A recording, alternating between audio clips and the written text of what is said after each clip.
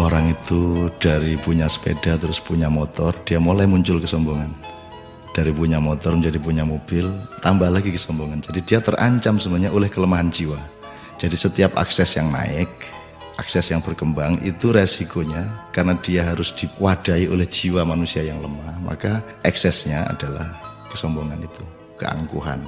Jadi singkat kata, makin kita kaya, makin terancam untuk hancur oleh kesombongan. Dan ini bukan hanya soal kaya, makin pinter juga biasanya makin sombong, Mas. Jadi ada yang namanya kesombongan feodal, itu untuk orang-orang kaya.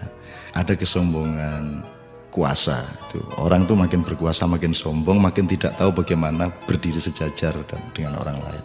Jadi kekuasaan menciptakan kesombongan, kekayaan menciptakan kesombongan. Dan saya ingin mengatakan poin yang sebenarnya bukan itu. Kepandaian juga sangat berbahaya untuk memunculkan kesombongan kita. Dalam bahasa populer kita sebut keangkuhan intelektual. Tapi yang lebih berbahaya lagi, menjadi orang soleh, orang alim itu juga bisa menimbulkan kesombongan. Jadi banyak orang-orang yang beragama dengan tekun, salah satu hasilnya adalah dia sombong atas orang lain. Diam-diam selalu merasa lebih hebat dari orang lain, lebih masuk surga daripada orang lain, lebih diterima Allah oleh orang lain.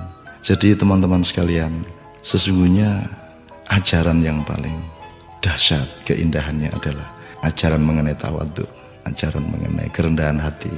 Jadi orang sholat, orang beribadah itu adalah latihan untuk mencampakkan diri, bukan untuk mengunggul dan menegakkan diri. Mencampakkan diri di hadapan Allah. Kita bersujud-sujud tersungkur-sungkur supaya kita siap untuk berlaku rendah hati kepada siapapun.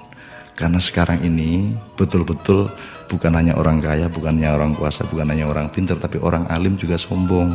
Itu namanya kesombongan, kesombongan orang alim. Jadi tidak lantas kita jangan jadi alim supaya tidak sombong, atau jangan tidak kaya supaya tidak sombong, tidak begitu. Tapi kayalah, tapi tidak usah sombong.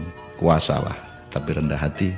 Pandailah, karena itu menjadi justru lebih arif dan menjadi alim serta solehlah, supaya engkau mampu merendahkan dirimu di bawah orang yang paling rendah pun di kampung-kampung yang kumuh tempat engkau lewat dengan kakimu.